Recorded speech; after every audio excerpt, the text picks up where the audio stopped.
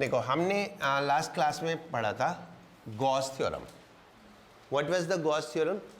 That flux from a close surface. Flux को हम define करते हैं surface integral of electric field E dot D S, that is equal to 1 by epsilon naught times the charge enclosed. Correct. अब हम इसको use करके कुछ particular situations में इलेक्ट्रिक फील्ड कैलकुलेट करेंगे. ठीक है, which could have been calculated otherwise also. हम कूलम्स लॉ से भी कैलकुलेट कर सकते हैं, but we need not to. ठीक है, गॉस लॉ से वो बहुत सिंप्लीफाइड मैनर में कैलकुलेट हो जाती है, बहुत सिंप्लीफाइड मैनर में. Right. So in all we have the 3 derivations related to that. The first is electric field due to uniformly charged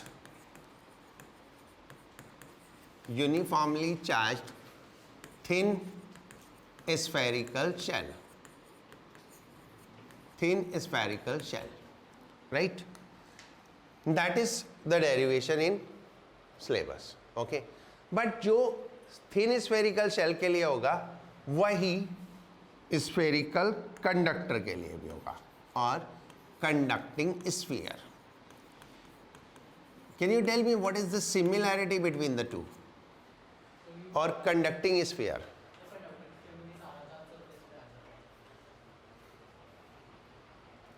conducting sphere में भी सारा चार्ज सरफेस पे होता है, और स्फेरिकल शेल में भी सारा चार्ज सरफेस पे होता है. ठीक है, तो दोनों ही केस में अंदर चार्ज नहीं होता, तो accordingly both are similar. Right. तो ये हमारा एक स्फीयर है. इसमें हम 3 पॉइंट कंसीडर करेंगे. A which is outside, B which is on the surface, and C which is inside. Let the charge on sphere is Q. Let the charges on the sphere is Q. So A part. For a point outside sphere,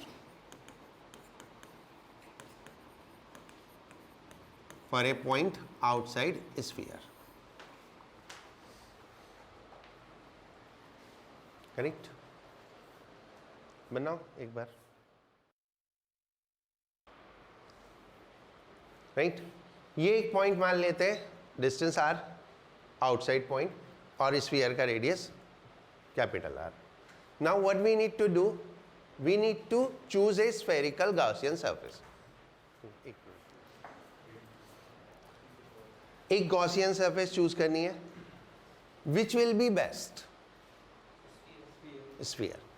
can you give any reason this is why best? देखो, हमको इसमें चाहिए होते हैं 3 चीजें होती है. E ds cos theta. E dot D S में 3 चीजें होती हैं. E ds cos theta. ds तो वेरिएबल हम चूज करेंगे. इलेक्ट्रिक फील्ड सेम होनी चाहिए हर एक पॉइंट पे. इलेक्ट्रिक फील्ड सेम होने के लिए हर पॉइंट का डिस्टेंस इक्वल होना चाहिए. राइट. थीटा सेम होना चाहिए. ठीक है, और स्फीयर के केस में जितनी भी रेडियल लाइन है वो सरफेस की क्या होती है? परपेंडिकुलर होती है, तो हर जगह थीटा भी सेम होगा. Right. So that's why choosing a spherical surface is best. तो हम एक स्फेरिकल गॉसियन सरफेस इससे जाते हुए चूज करेंगे, पॉइंट से जाते हुए, दिस वे. करेक्ट. अब इसके अंदर हम गॉस थ्योरम लगाएंगे. बस first you need to write the description. Let A is point of consideration,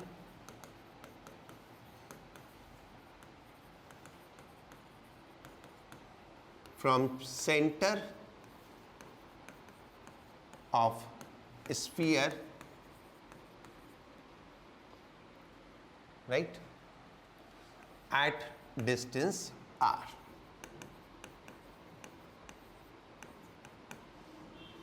Okay. Consider a concentric.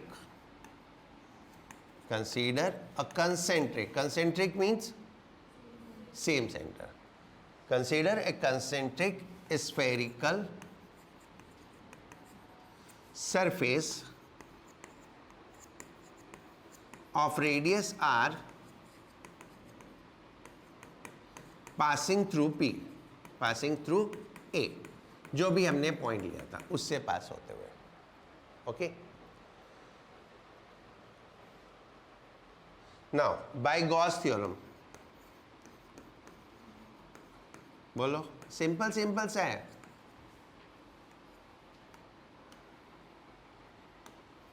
E dot ds is equal to Q upon epsilon naught. How much charge is enclosed? Q. ठीक है, right. अब हमको चाहिए angle, एक element ds and electric field, right. तो ये हमारी electric field line हो जाएगी, करेक्ट. ये हमारा एलिमेंट हो गया नॉर्मल और ये एलिमेंट हो गया ds. जो भी पॉइंट है वहीं पे एक एलिमेंट चूज किया ds, उसका नॉर्मल और इलेक्ट्रिक फील्ड, इन दोनों के बीच की डायरेक्शन सेम हो गई, दोनों की डायरेक्शन सेम हो गई, क्योंकि इलेक्ट्रिक फील्ड भी रेडियल लाइन और नॉर्मल भी रेडियल, तो दोनों रेडियल हो गए तो डायरेक्शन सेम हो गई, right. Angle between E and ds, angle between E and ds is 0. So E dot ds can be written as E ds.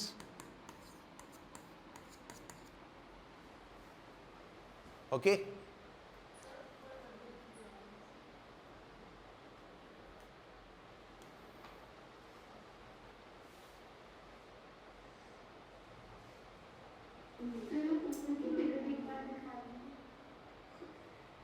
क्या चीज? Figure?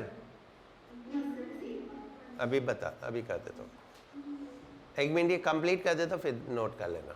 Okay, right. E is same everywhere. क्यों? All point on surface are equidistant. All points on surface are equidistant from center. So E is same everywhere.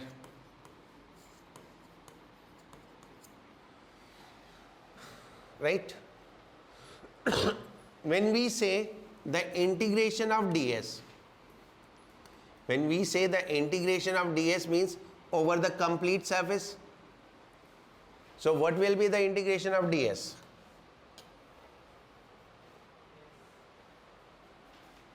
Right?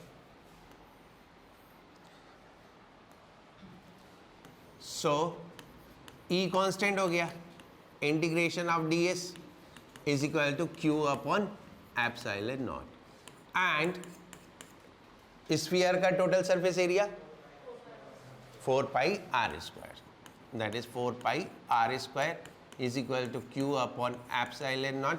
So E is equal to 1/4 pi epsilon naught Q upon r square, and it is just similar to point charge, isn't it? It is just same as a point charge. Okay.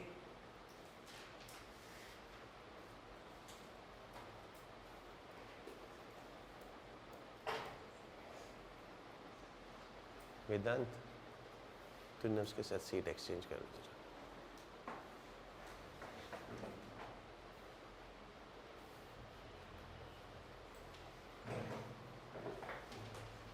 ठीक है, हो गया. Remember, when we were studying Coulomb's law, what we said? Coulomb's law is valid for point charge, but it can be extended to uniformly charged sphere, and in that case the charge on sphere will be considered at the center of a sphere, right? Clear? Now second point. एक minute रिया, तेरे को ये देखना था ना?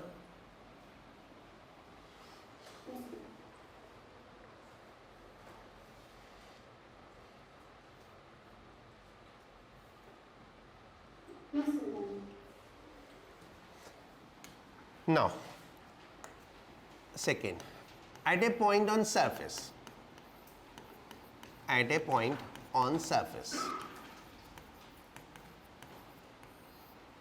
ये हमारा sphere, ये कोई पॉइंट सरफेस पे बी पॉइंट,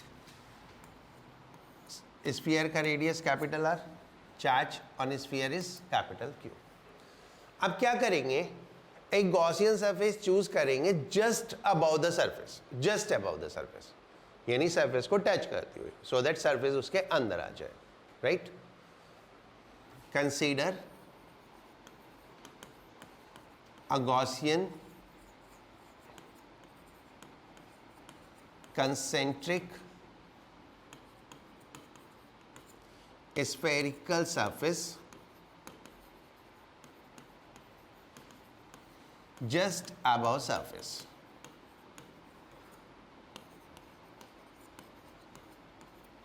तो ये हमारी सरफेस हो गई।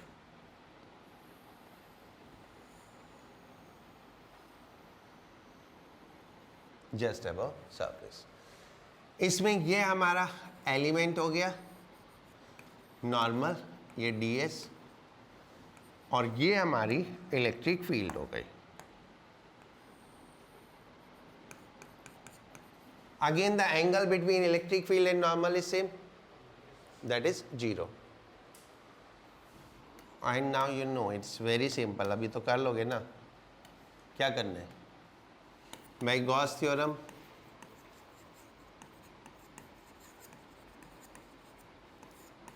E dot ds is equal to q upon epsilon naught, then this will be E ds q upon epsilon naught, क्योंकि theta is equal to 0 degree, then E is same everywhere, isn't it?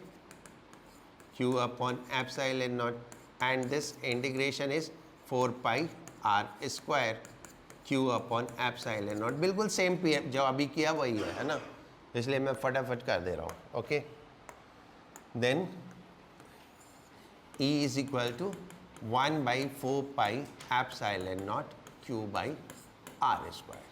Only the r has changed, now it is radius of a sphere। Okay, everything is similar, correct? Okay, third, at a point inside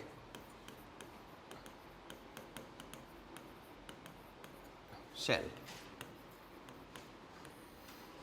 ये हमारा shell, ये इसका radius r, इस point पे small r distance पे है ना। अब हमको क्या करना है, एक सरफेस एज्यूम करनी है, इस पॉइंट पे निकालना है हमें, इससे पास होते हुए एज्यूम करेंगे। कितना चार्ज इसके अंदर,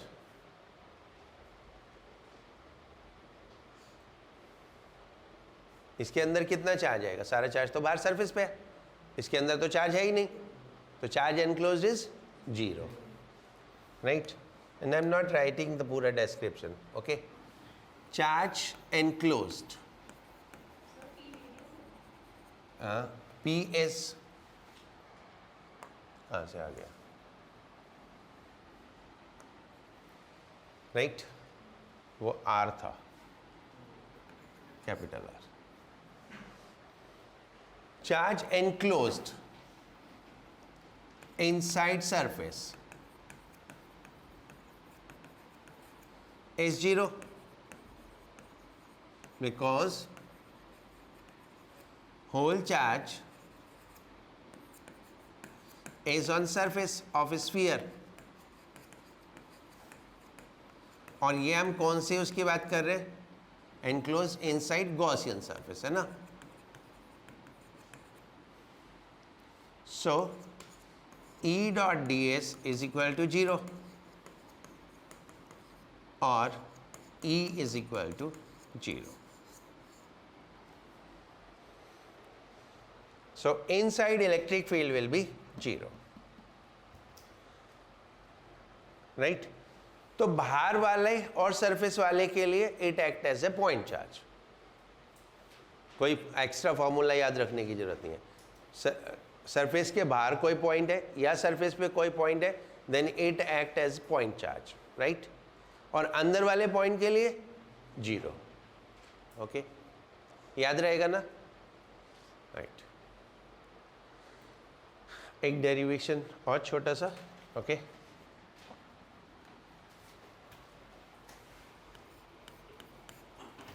electric field due to uniformly charged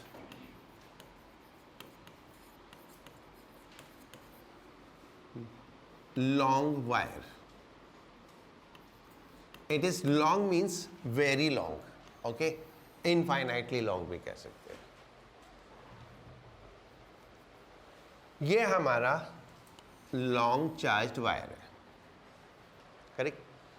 इस साइड भी उस साइड भी it is extending to infinity. ये हमारा पॉइंट है P, जिस पे हमें निकालनी है. किस डिस्टेंस पे? R डिस्टेंस पे, स्मॉल r डिस्टेंस पे. इस पे हमें इलेक्ट्रिक फील्ड कैलकुलेट करनी है. राइट? अब मुझे एक गॉसियन सरफेस चाहिए विच में बी सिमेट्रिकल, जो सिमेट्रिकल हो. अब लाइन चार्ज से इलेक्ट्रिक फील्ड कैसे जाएंगी? ये लाइन है, इससे इलेक्ट्रिक फील्ड ऐसे निकलेंगी, ऐसे निकलेंगी अलोंग रेडियस. तो what surface you feel is the symmetrical? Cylindrical. Right? क्योंकि हर एक डिस्टेंस सिलेंडर का हर एक डिस्टेंस लाइन से इक्वल हो जाएगा, तो इलेक्ट्रिक फील्ड सेम हो जाएगी. लाइंस रेडियल है तो एंगल भी सेम हो जाएगा. तो सेम वही वाली केस हो जाएगा जो स्फीयर वाला केस था. ना तो हमें एंगल के लिए फाइट करनी पड़ेगी, ना ही इलेक्ट्रिक फील्ड के लिए फाइट करनी पड़ेगी. राइट? तो हम यहाँ पे एक सिलेंड्रिकल गॉसियन सरफेस चूज कर लेते हैं. And as I told you, the surface always passes through the point जिस पे हमें निकालनी है. तो ये हमने एक सिलेंड्रिकल सरफेस चूज कर ली. किस रेडियस की? R रेडियस की, और लेंथ इसकी L मान लो. नाउ इलेक्ट्रिक फील्ड की डायरेक्शन कैसी होगी? This way. ये इलेक्ट्रिक फील्ड हो गई, ये हमारा एलिमेंट हो गया ds, और ये नॉर्मल हो गया. Is it?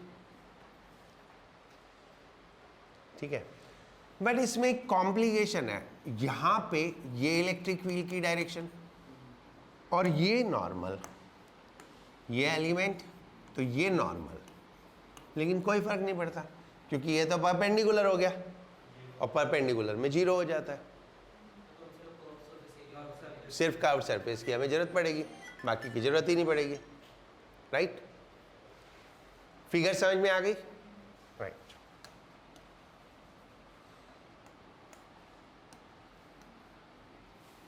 Late P is point of consideration at a distance small r from a line charge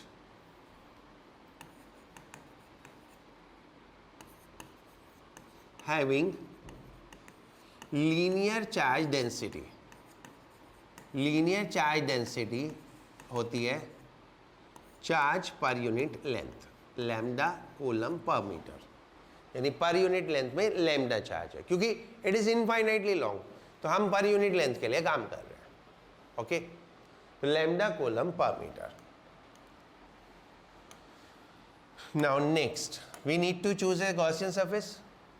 समझ में आ भी रहा है ना, या मैं करे जा रहा हूं? आ रहे? Rashi, Rishi, consider a cylindrical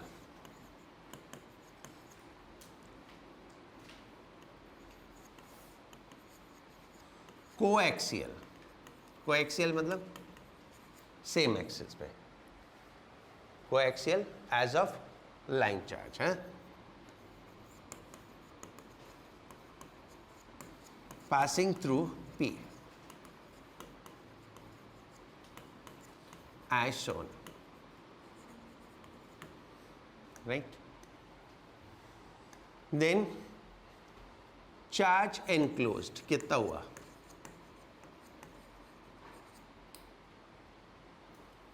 charge per unit length lambda into length inside, length inside surface कितनी हुई वो देखो, सिलेंडर के अंदर अंदर की length, that is L, so that is lambda into L, right? Charge पर यूनिट लेंथ इज लैम्डा और एनक्लोज्ड इज एल, तो लैम्डा एल हो गया. Now by Gauss law, by Gauss theorem है ना, E dot D s is equal to lambda L upon epsilon naught. Let's make it equation 1.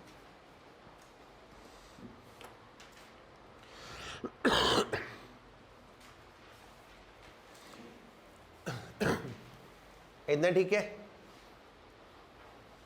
यहां तक कुछ पूछने किसी को? No, done.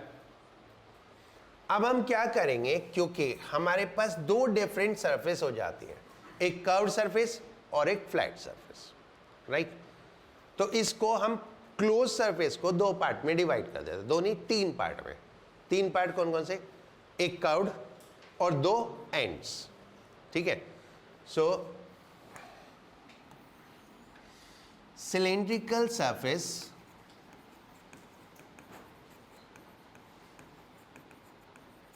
can be divided into curved and flat parts, flat जो end parts है. तो हम इसको तीन पार्ट में डिवाइड करते हैं, दो एंड्स और एक कर्व्ड, राइट? तो E dot D S can be written as E dot ds curved plus 2 E dot ds flat. इतनी बात समझ में आई?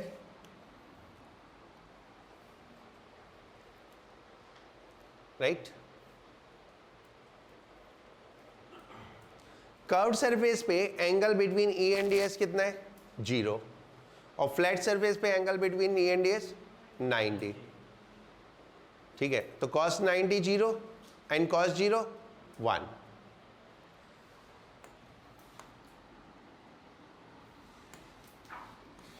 E dot ds curved is equal to E ds because theta is equal to 0 और E dot ds is equal to E into curved surface area कितना? इसमें भी इतना सोचते हो? 2 pi r l. Let's make it, ये second ये third.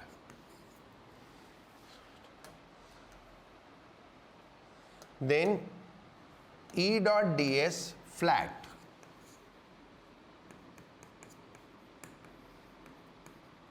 एक मिनट, मैंने इसमें गलती की. क्या?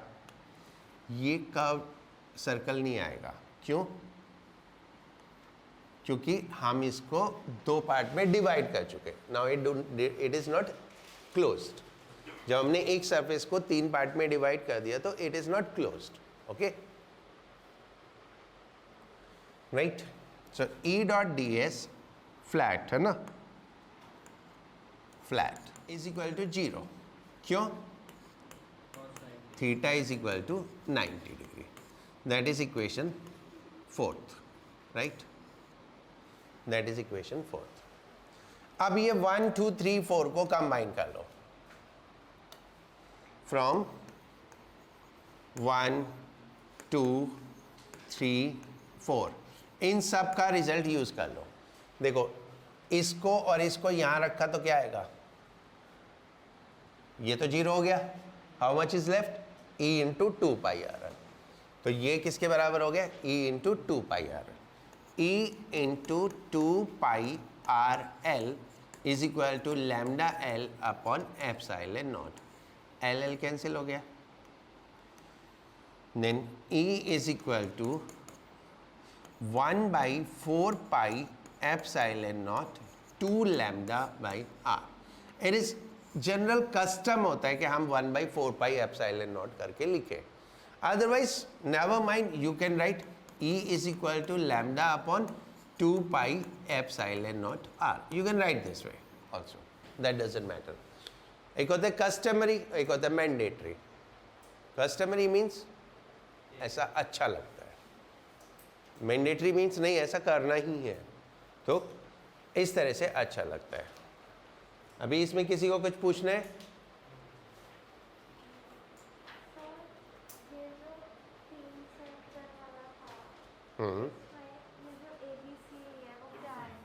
मैडम है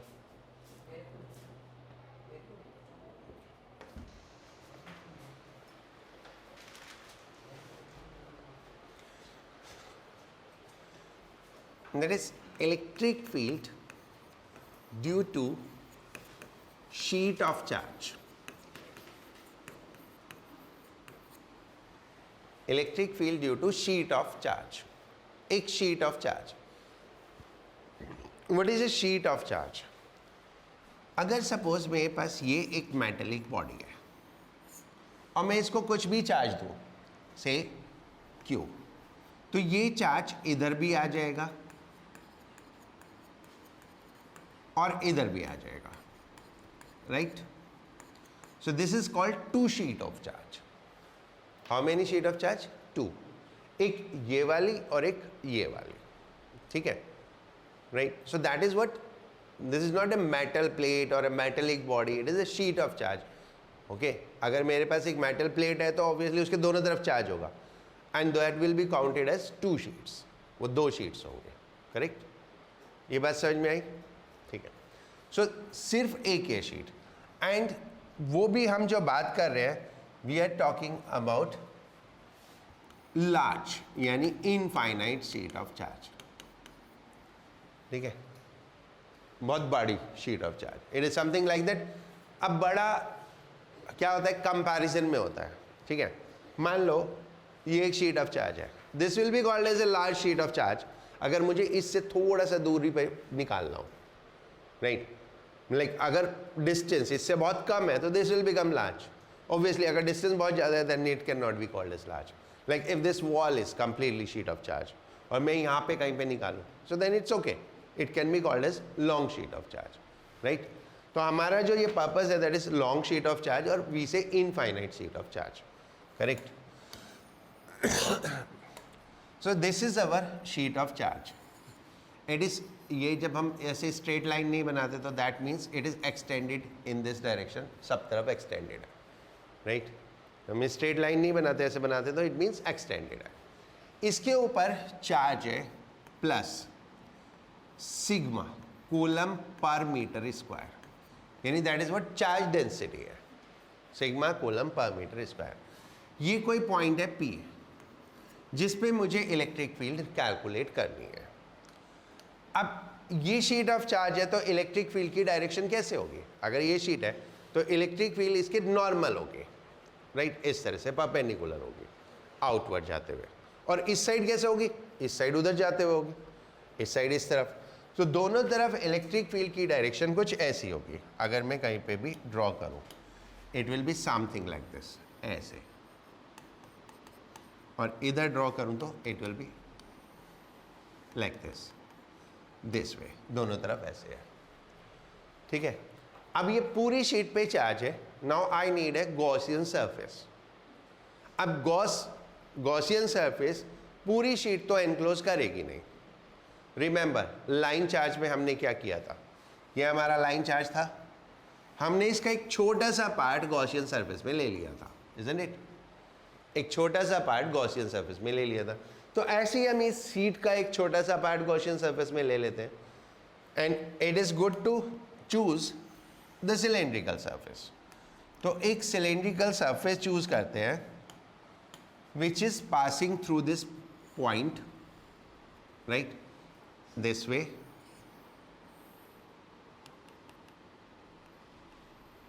ऐसे इसको क्रॉस करते हुए। When I am making the dotted line means इस तरह से, ये यहाँ से अंदर घुस गई इसके अंदर, correct? It is something like that. ये मेरी शीट है और ये सिलेंड्रिकल सरफेस है, तो ये इसके अंदर ऐसे क्रॉस करते हुए उधर चली गई, राइट? तो कितना पोर्शन शीट का अंदर आ गया? शीट का इतना पोर्शन इसके अंदर आ गया, दिस मच पोर्शन, शीट का इतना पोर्शन एनक्लोज हो गया, करेक्ट? समझ गए फिगर? राइट। अब इसको डिस्क्राइब कर दो।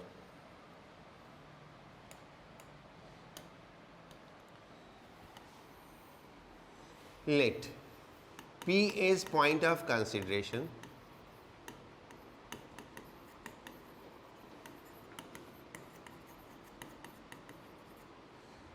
at distance r, मैंने इसमें दिखाया नहीं है, at distance r from an infinite sheet of charge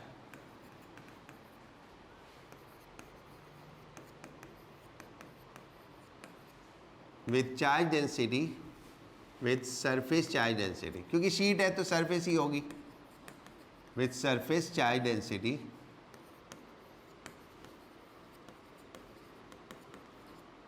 row coulomb पर metre square, right?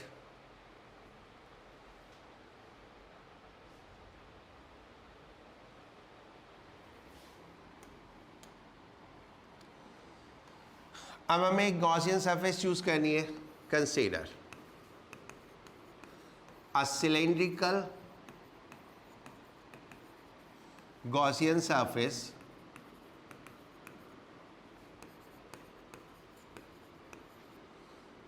crossing the sheet, crossing cylindrical Gaussian surface of cross section area, of cross section area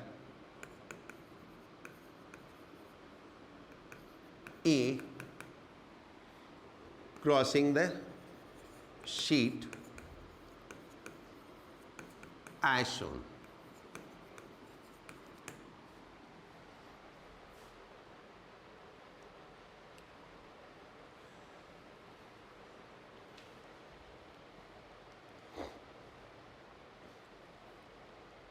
ठीक है?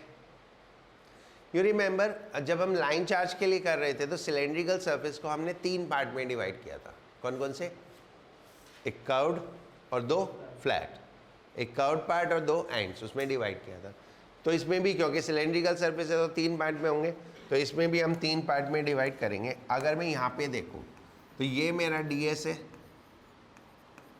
और यहाँ पे देखूँ तो ये ds है। तो कर्व्ड सरफेस पे इलेक्ट्रिक फील्ड और उसके बीच का एंगल कितना है? 90 डिग्री। और फ्लैट सरफेस पे कितना है? 0 डिग्री। फ्लैट सरफेस पे ये इलेक्ट्रिक फील्ड है और ये एरिया वेक्टर है, कर्व्ड सरफेस पे ये इलेक्ट्रिक फील्ड है और ये एरिया वेक्टर है। तो कितना एंगल हो गया? 90 डिग्री, राइट? अभी तो पहले चार्ज एनक्लोज्ड, चार्ज एनक्लोज्ड कितना हुआ? Q is equal to cross section area A, charge पर यूनिट एरिया रो वो सिग्मा। तो टोटल चार्ज एनक्लोज कितना हुआ? पर यूनिट एरिया सिग्मा है और टोटल एरिया कितना है? A। तो सिग्मा इंटू A, चार्ज पर unit area into area, that is charge enclose. Now by Gauss theorem जब हमारे पास चार्ज एनक्लोज आ गया तो गॉस थ्योरम लगा के E dot ds is equal to Q upon epsilon naught, that is sigma A upon epsilon naught. That is our first equation आ गई. Right? समझ गए?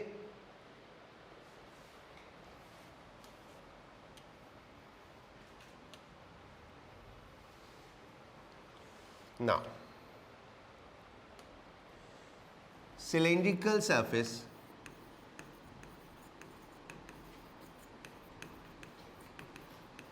can be divided in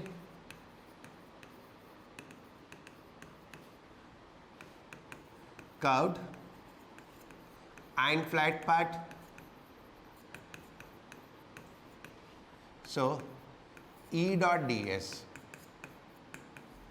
is equal to, अब ये जब हमने इसको डिवाइड कर दिया तो ये ओपन हो गई. E dot D s curved plus 2 E dot D S कौन सा? फ्लैट. दैट इज एंड्स, है ना? Right? Now at curved surface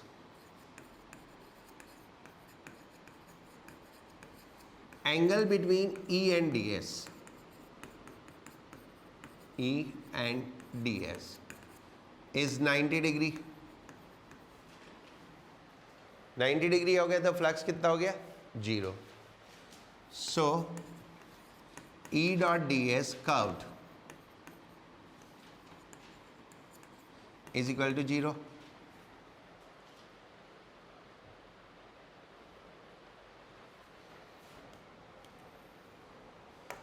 Mark it equation 2. This is equation 3.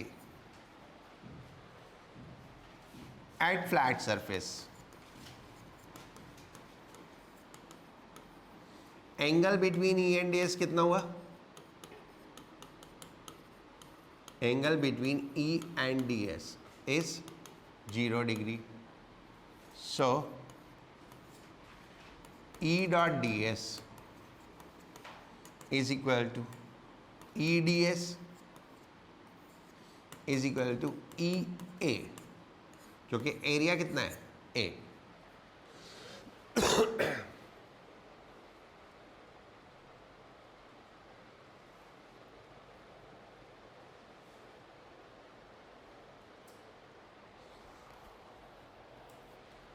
Clear? Now in तीनों इक्वेशन से देखो, from second, third, fourth, E dot D S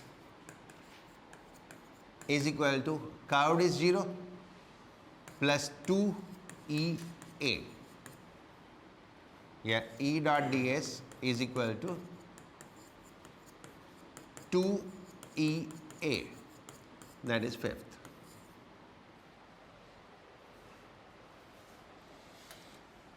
Okay, now this fifth and first, इनको equate कर लो.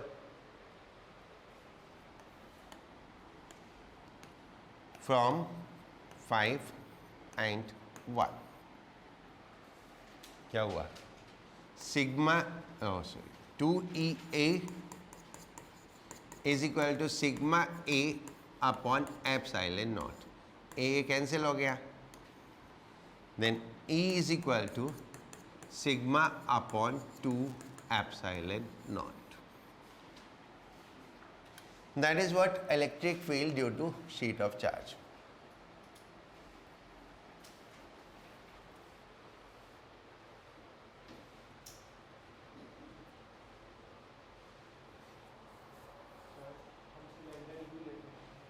इस case में कुछ भी ले सकते हैं. नहीं, इस पर्टिकुलर केस, अब नाउ यू डिडंट नोटिस, मैंने इसमें कहीं पे भी आर डिस्टेंस नहीं लिया. हर बार जब हम कर रहे थे तो एक डिस्टेंस ले रहे थे. मैंने इसमें लिखा जरूर था, but neither I mark that और nor I consider that anywhere. क्यों? क्योंकि मुझे पहले से पता था कि उसकी ज़रूरत ही नहीं पड़ेगी. राइट? इट मीन्स वो पॉइंट, ये पॉइंट कहीं भी होता तो इतनी इलेक्ट्रिक फील्ड होती. प्रैक्टिकली तो जो मैंने डिस्क्राइब किया उस हिसाब से ये डिस्टेंस आ रहा है, जो मैंने इसमें डिस्क्राइब किया उस हिसाब से तो ये डिस्टेंस आ रहा है। बट ये पॉइंट कहीं भी होता, डज इट मैटर कि क्या होता? फाइनली फार्मूले में तो कहीं आया नहीं, फार्मूले में तो क्या आया? Sigma upon 2 epsilon naught, r तो है ही नहीं। So that means what? It do not depend at all on the distance, right? तो इट मीन्स व्हाट? हर जगह इलेक्ट्रिक फील्ड सेम होगी। इलेक्ट्रिक फील्ड सेम होने का मतलब that will be uniform electric field, right?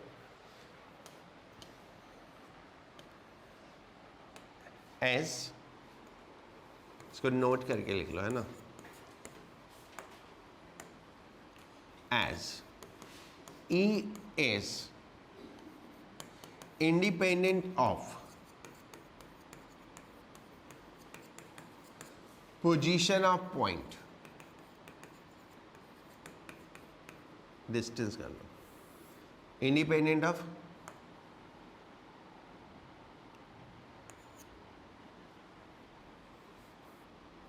distance of point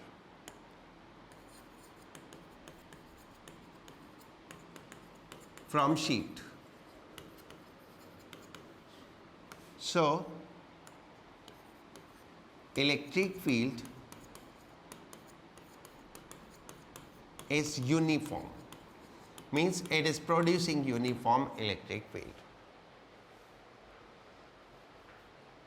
Correct?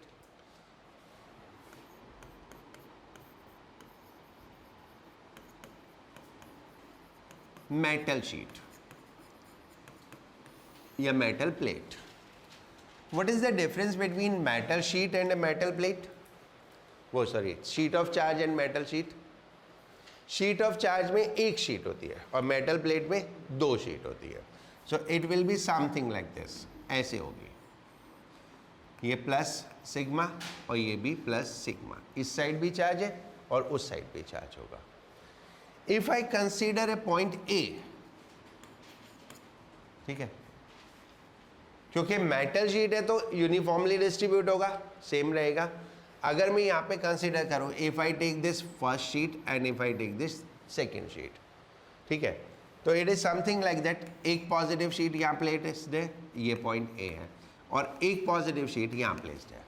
दोनों से electric field ऐसे जाएगी, तो फर्स्ट वाली इलेक्ट्रिक फील्ड भी ऐसे होगी और सेकेंड वाली भी इलेक्ट्रिक फील्ड ऐसे होगी, राइट? ये शीट है ऐसे दोनों तरफ, इस शीट से इधर ऐसे और इधर ऐसे, ठीक है. अब मैं एक पॉइंट बीच में लूं बी, तो ये वाली शीट की इधर और ये वाली शीट का इस साइड, दिस वे, है ना. तो इधर जो फर्स्ट शीट है उसकी इलेक्ट्रिक फील्ड ये बी पॉइंट पे, E1 इधर और E2 इधर, राइट? Now tell me at C point, दोनों लेफ्ट साइड, दोनों left side, that is E1 and this is E2, right? दोनों लेफ्ट साइड आइए, इस साइड में आ गया, okay. So at point A, I am not writing more of the description, understood. At point sorry, पहले E1 ले लो. E1 is equal to sigma upon 2 epsilon naught, क्योंकि electric field due to one sheet is this, and this is equal to E2 क्योंकि charge तो equal है, charge density equal है, तो दोनों इक्वल हो गए. तो at A point E1 plus E2, so that is sigma upon 2 epsilon naught plus sigma upon 2 epsilon naught, that is sigma upon epsilon naught, that is at point A. दोनों add हो जाएंगे. What will be at B? B पर 0.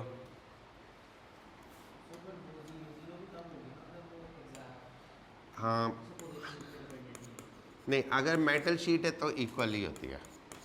Eight B E1 minus E2, that is sigma upon 2 epsilon naught minus sigma upon 2 epsilon naught, and this is equal to 0. So B point पे 0. Always remember, in a conductor, inside a conductor, electric field is always 0. Inside a conductor, electric field is always 0. वो हमने sphere के case में भी किया था, क्योंकि charge कहाँ पे होता है? सरफेस पे. अंदर चार्ज नहीं होता, तो इलेक्ट्रिक फील्ड हमेशा 0 आएगी.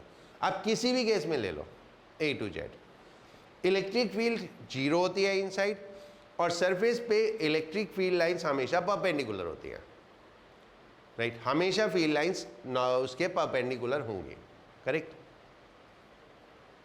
Now at point C, again both will be added.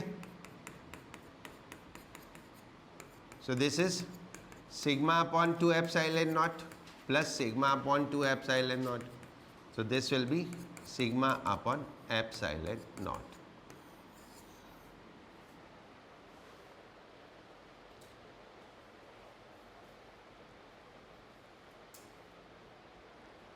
Right?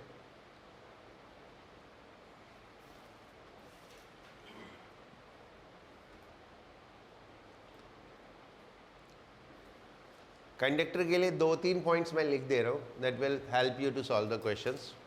Okay, that's summary जो हमने अब तक किया है वो.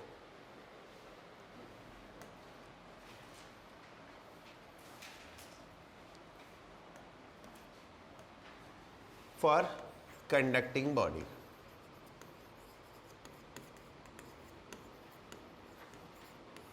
First, charge always on outer surface. Agreed?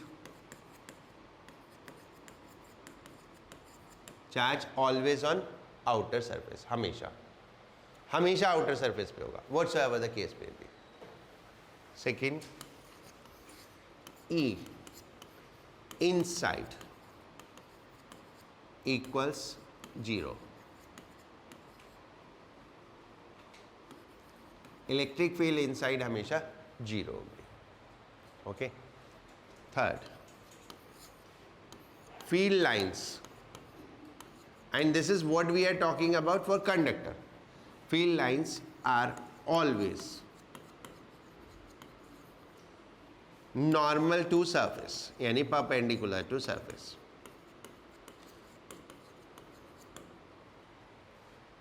Right? Fourth, at surface of conductor,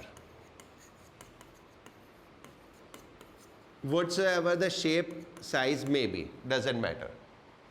At surface of conductor, electric field is sigma upon epsilon naught, where sigma is surface charge density.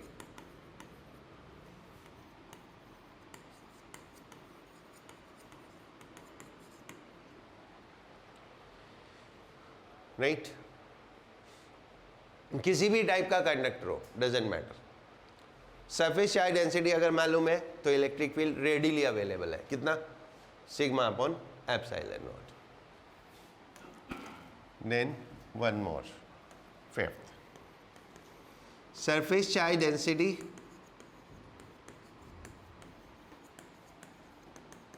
Is inversely proportional